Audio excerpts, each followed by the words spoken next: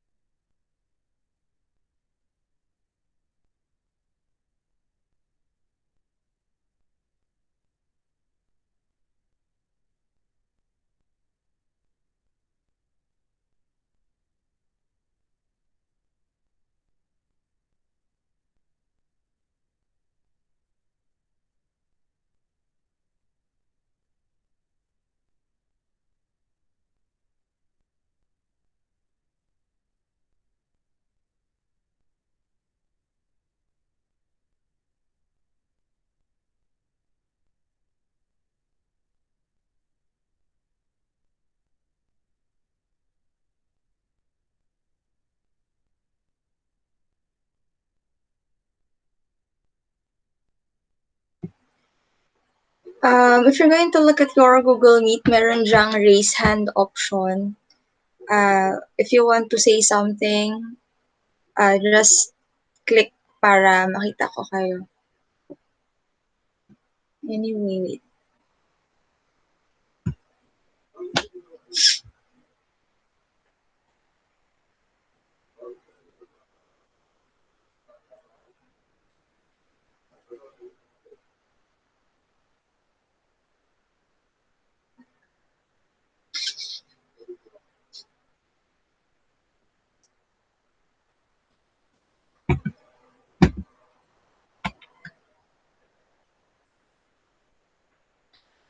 One, two, three, six.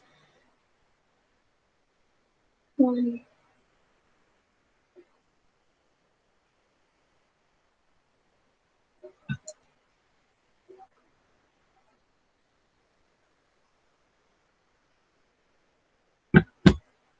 Mali.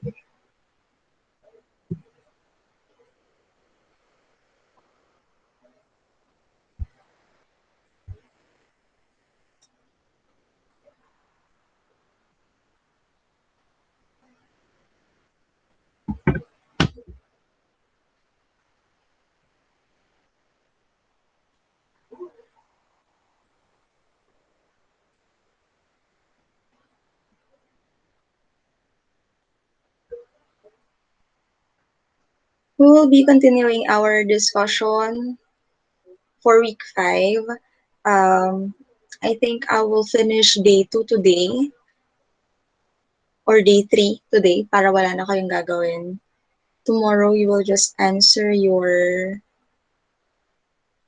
modules. So, you are 6. Kahit 6 tayo, mag-start tayo.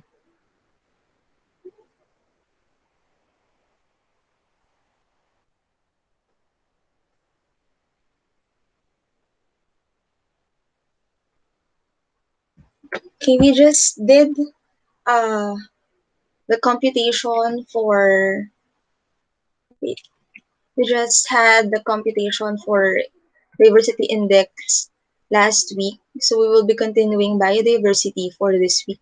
Ano ba close to?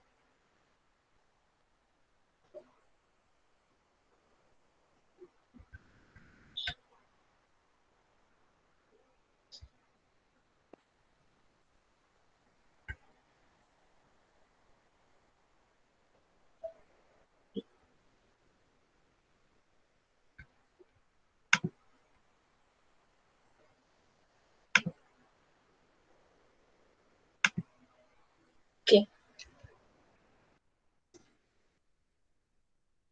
For more clearer view of the presentation, paki-landscape ng phones ninyo and you can zoom it in. Okay, so we will be talking about the patterns of population distribution for this week. Please let me know kapag nag-lag ako kasi medyo nagloloko si PLDT. Okay. So, madali lang siya. So, explain ko lang. Feeling ko naman nabasa nyo na yung iba dito. Alright. So, our objectives for this day is to determine the pattern of population distribution. So, let us just recall or let us just identify ano ba yung ibig sabihin ng population. Okay, let's start with community. When we say community, it is made up of populations of different species. As I have said last week, pag sinabi nating species, these are organisms of the same kind. So, pareho sila ng, parehong klase ng organisms. For example, humans. Yung mga human beings, we are one species. Turtles are also one species. Tortoise are also another species. So, hindi sila pareho, ha? For the fishes, so meron tayong mga, may mga sardines, may mga clownfish, may mga stonefish. These are different species of fishes. So, basta magkaiba sila ng itsura or magkaiba sila ng color, they are different species. So, pag itong mga different species na to, inagsama-sama in a particular place, we call that as community. Okay. Next, we have the population. When we say population, this is a group of organisms of the same species that live in the same area. So, for example, ayan, it is a group of swans.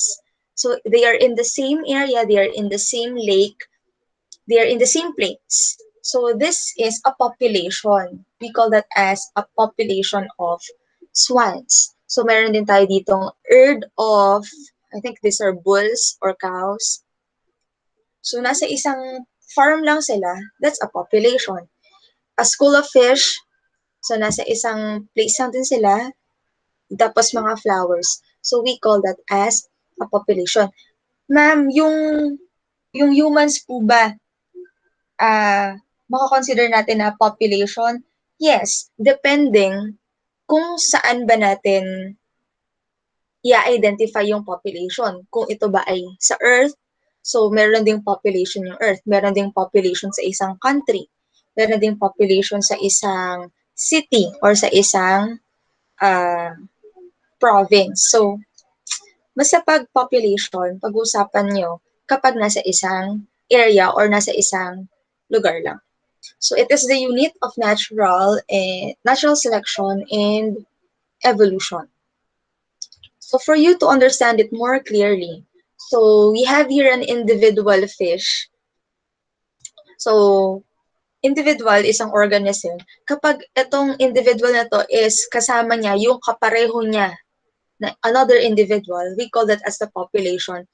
And kapag nagsama-sama na siya with other species, we call that as a community. So, community siya.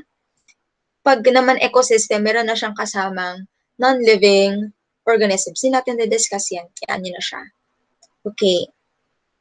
Then, let us talk about population distribution. So, population distribution describes how individuals are distributed throughout their habitat. Paano ba naka-distribute yung mga individuals in a particular area? So, there are different types of population distribution. We have the uniform, we have the random, and we have the clump. So, let me explain these types of population distribution. Okay, so when we say uniform, the individuals are equally spaced apart. So as you can see in this diagram, we consider the dots as the individuals. And as you can see, equal yung spaces between every individual. This is rarely common kasi pag nagkakaroon ng uniform distribution, ibig sabihin, there is a scarcity of the resources. And when you say scarcity of the resources, nagkakaroon ng competition between individuals para makahanap ng pagkain or para makahanap ng nutrients for their growth. Okay. Doon sa module nyo, I think, may nakalagay doon. Ang example doon is plants. Yung creosol bush. So, creosol bush are usually found in areas that are dry. And if you're going to look at it, sobrang hiwa-hiwalay ng mga bushes na yan. Hindi siya design, but it is because yung lupa is wala ng nutrients. Kaya, hindi na malago yung growth ng mga bushes doon. So, ayun. Question.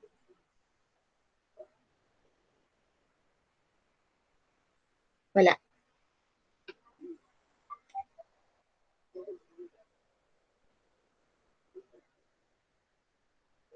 Okay. Let us proceed to random. So, in a random distribution, the individuals are spaced at unpredictable distances from each other. We cannot usually determine ano yung, if it is uniform or if it is clump kasi hindi siya hindi maayos yung distribution. And it is usually common in plants that have wind dispersed seeds. Usually mga dandelions, yung mga flowers sa field, yung mga plants sa forest, these are distributed randomly. So it is not usually associated with the food and the nutrients present in the area. And lastly, we have the clump.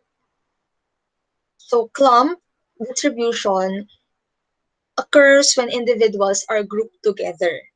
So there is safety in the numbers of the individuals or in the species. There is a social interaction. There is mating between partners and caring for the young. In short, the resources in that particular area are clumped. So, syempre, individuals or species tend to survive. So, para makapag-survive sila, kailangan nila ng pagkain. And kapag ang distribution is clumped, ibig sabihin, may enough na pagkain or may enough na nutrients dun sa area na yon. So, hindi na nila kailangan lumayo. Before, parang mga early, what do you call this? Yung mga panahon ng mga early humans, mga Neanderthals, mga Homo erectus, nung mga panahon yun, kaya nag-evolve yung human beings kasi tuloy-tuloy yung paghahanap nila ng pagkain. So, naka-group sila, naka-group sila. Ngayon, kapag nagkakaroon ng competition between the members of the group, humihiwalay sila. And kapag humiwalay sila, ang ginagawa nila, naghahanap sila ng food. At kapag nakahanap sila ng food na yon, magkakaroon ulit ng panibagong clump. That is how the humans develop their habit of eating. So from plants na dati nilang kinakain, nag-improve yon into eating meat and into cooking meat. So, dahil nakakakuha sila ng panibagong food, nagkakaroon sila ng panibagong group of members in a group and nagka-clump sila doon kasi wala namang problema when it comes to the resources. Unlike these days, syempre, masyado nang marami yung population, not only in humans, but also in animals and plants. So there is a scarcity of the resources. Kaya usually nagiging uniform na yung distribution. Pero sa humans, kahit wala nang makain, nakakalump pa rin sila. Okay. Question? Wala naman. Sa plants, you will see that there is a clump distribution kapag malago yung tubo ng mga halaman in a particular place. Okay. Let us proceed to day 3. I will discuss what you're going to do in the module later after I discuss this. Okay. So let's talk about the species of extinction. Before I proceed, do you have an idea what extinction means?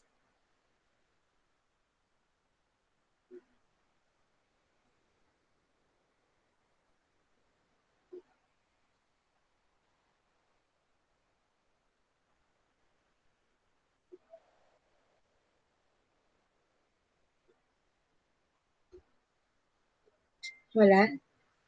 Sige na nga, ako na lang sasagot. Okay. Our objective for today is to explain the probable causes of species extinction and the local and environmental issues that contributed to species extinction. Okay, so when we say extinction, It is an evolutive process that leads to the disappearance of the species or a population. So as time passes by, nagkakaroon ng disappearance yung certain species, which is which can be controlled by our actions also.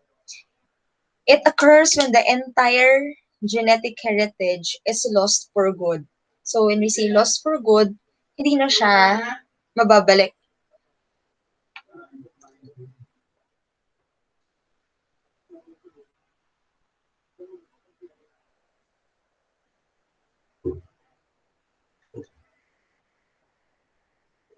Okay. So, paano mawawala? Paano natin masasabi na yung entire heritage is wala na? It is when the last individual member of a species dies. For example, sa humans, magiging extinct lang yung humans kapag yung pinaka-last na human being is namatay na. Species may be extinct in the wild, but not considered extinct until every individual has perish. So, pwede siyang, yung isang species pwedeng hindi na natin makikita sa natural habitat nila. Pero hindi pa rin natin siya mako-consider as extinct. Kasi, probably, na-capture lang siya, nakulong lang siya, or nahuli lang siya for safety purposes or other purposes. So, magiging extinct lang siya kapag wala na talaga siya. As in, yan. Alright. What are the causes of extinction? There are several causes, but I will just discuss some. Let's start with the habitat loss.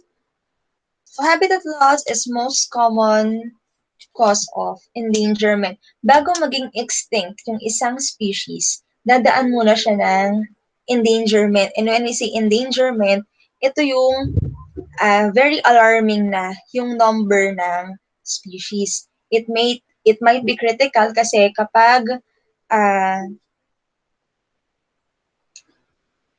a reproduction does not happen overnight.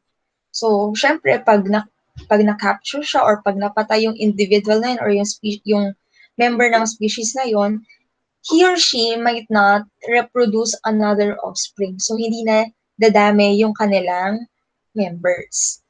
Okay. So, yeah, plants and animals need space to live and energy provided by food. The same goes with human beings. Siyempre, tayo as humans, kailangan natin ng shelters, kailangan natin ng food, kailangan natin ng what else? Ng clothes for us to live.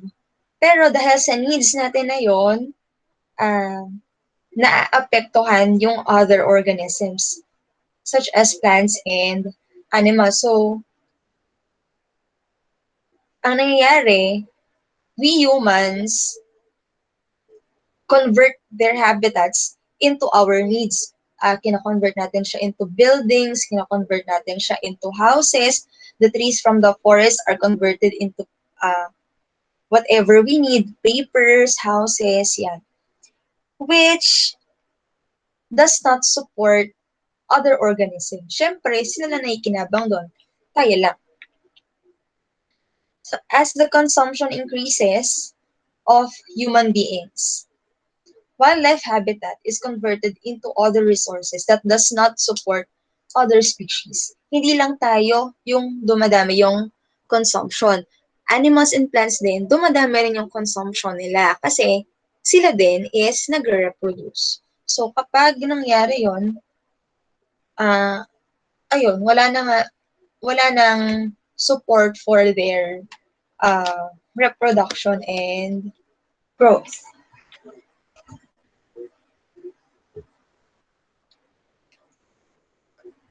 Gets ba?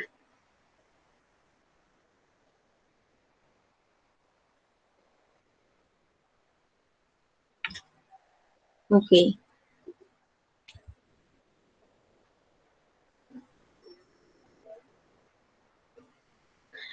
Next is introduced species. So humans often move species around, introducing species that are not native to the ecosystem. So due to this, it disrupts the delicate balance that evolves in the ecosystem. What do you mean by that? Um, Syempre, marami talagang humans na parang, ay, ang ganda nito. Ah, Huhulihin ko siya, bebenta ko siya, or parang pwede kong gawing food. So, ang nangyayari, ah, yung mga species na to, hindi sila familiar sa lugar na yon. Or yung mga native or mga natural na species na nandun, hindi sila familiar dun sa bagong species. So this introduced species may compete with the native species for food and nesting sites or may prey on native species. So pwede silang maging invasive. When we say invasive, um, bida-bida, what do you call this? Delikado siya for the native species in that ecosystem. Are you familiar with this plant in the aquarium?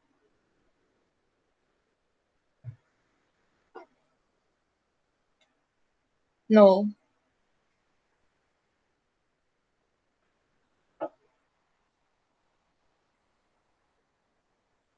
This is a janitor fish. So yung janitor fish, ang ginagawa niya, 'di ba? The main job of the janitor fish is to clean the aquarium. Kinakain niya yung mga poops ng mga fishes. But in reality, this janitor fish is invasive. Kapag nilagay mo siya sa isang aquarium para kainin yung mga poops ng mga isda, hindi lang poops yung kinakain niya, but it also prey on the smaller fishes.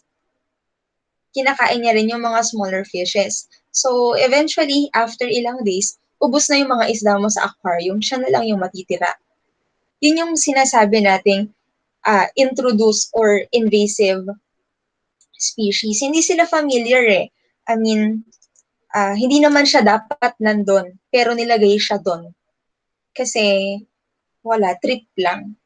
Another example is the Asian carp na may laging.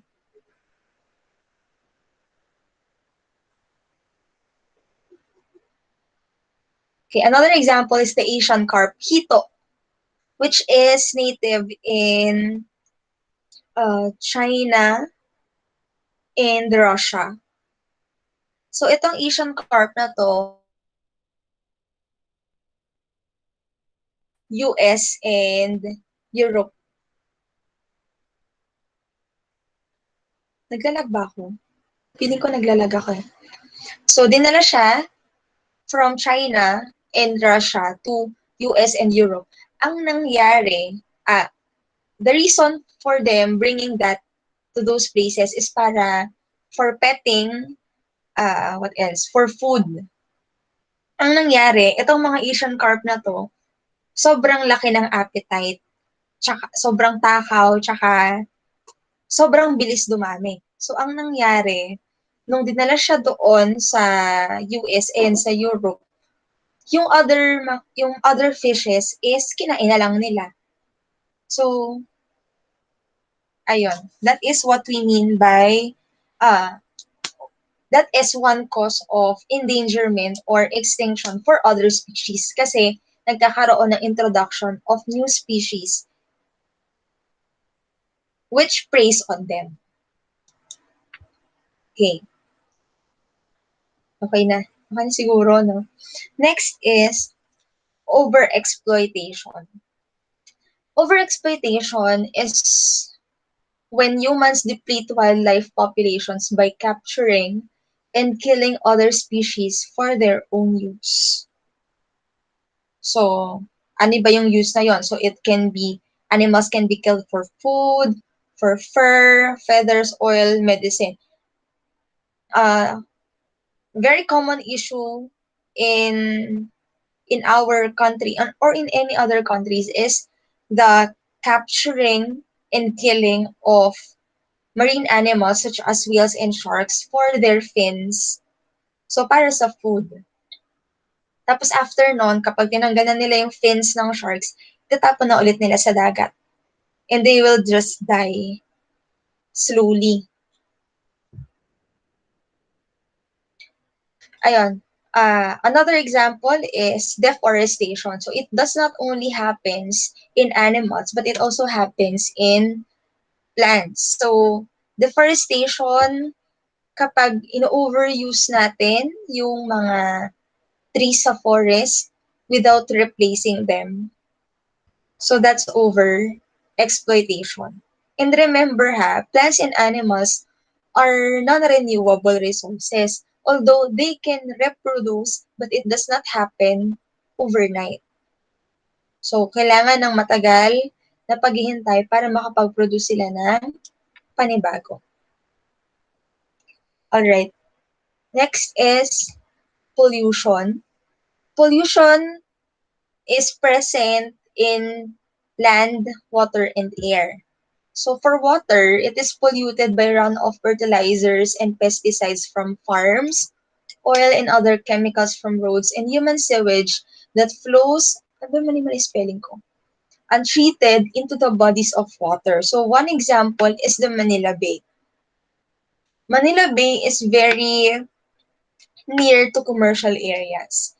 Hindi, alis muna tayo sa Dolomite kasi before pa ng Dolomite, exposed na ang Manila Bay into pollution. Number one, malapit siya sa mga restaurant. So may mga, malapit rin siya sa residential area.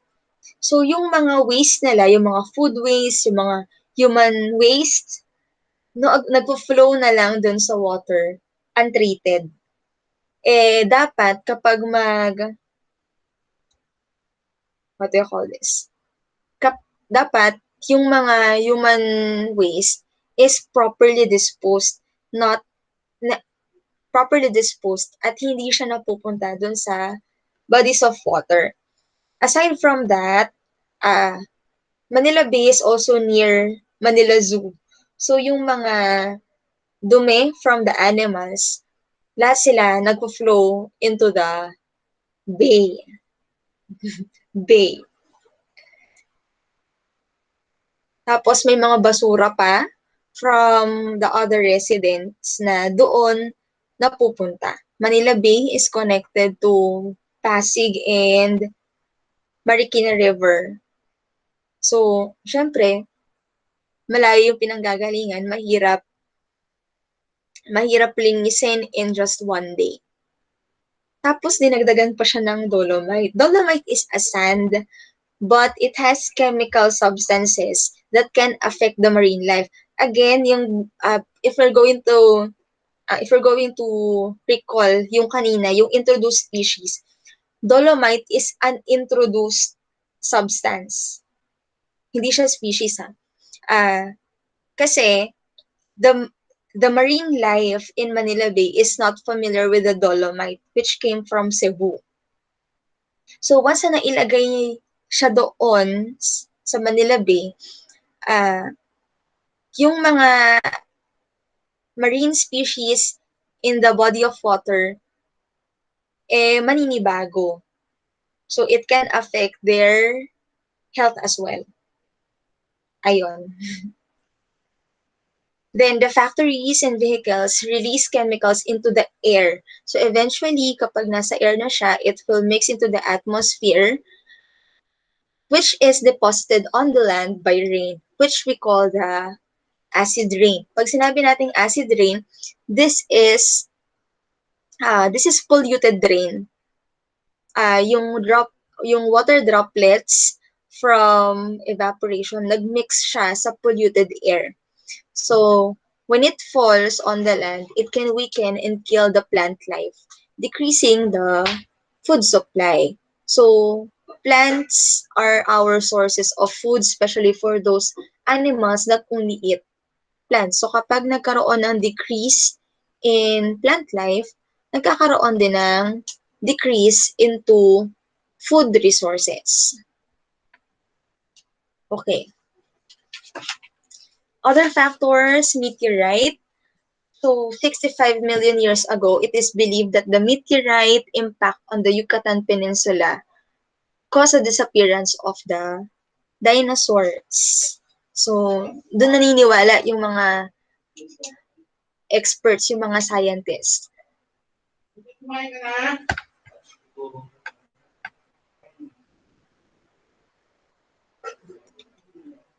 Okay. Next is climate change. Sorry, binara ko siya. Climate change poses a constant danger of two terrestrial animals. Hindi siya 11 years ago yan. At the end of Ice Age yan. At the end of Ice Age. Various megafauna mammals were unable to adapt to quickly warming temperatures, resulting to extinction.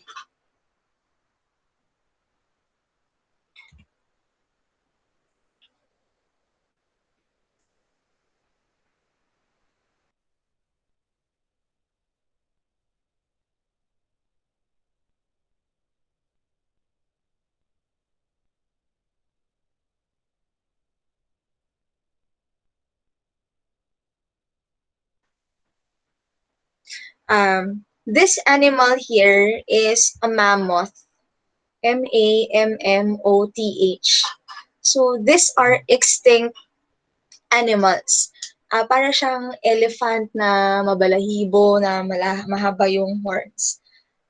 They were present in the Ice Age. So if you're going to watch Ice Age, si Manny is a mammoth. So, ang nangyari doon, syempre, at the end of Ice Age, unti-unti nang nagme-melt yung mga ice. So, climate change does not only happen at these times, but it also happened few years back.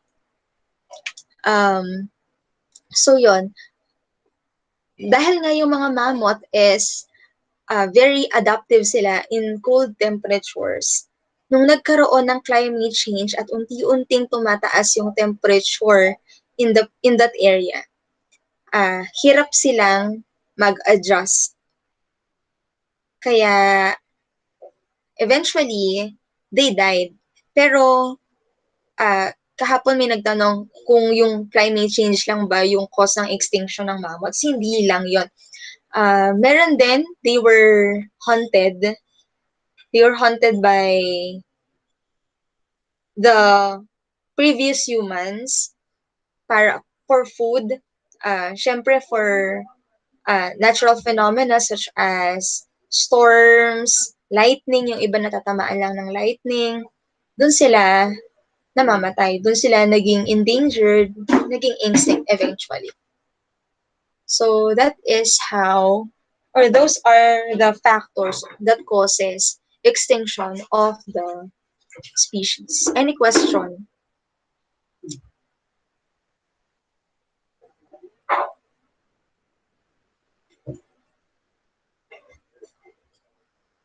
Last na ba yun?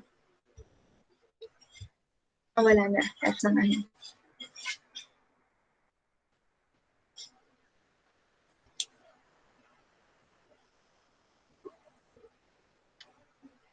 Okay, walang question?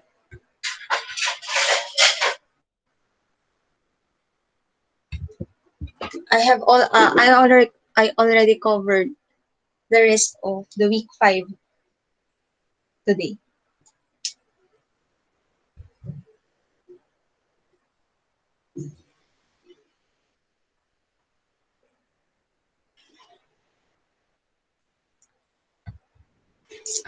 Okay, sige. Kung wala nang question, I'll just send the lesson late after the session. And yung instructions na din in answering the modules. Okay. Bye.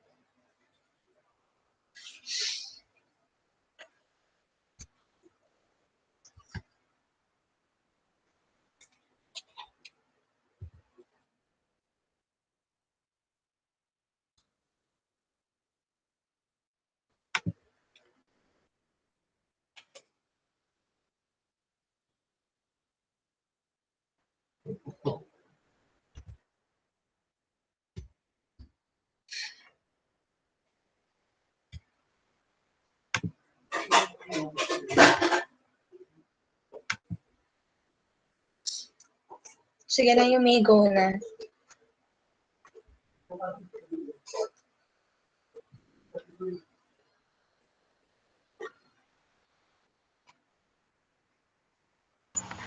Ma'am, sorry I'm late.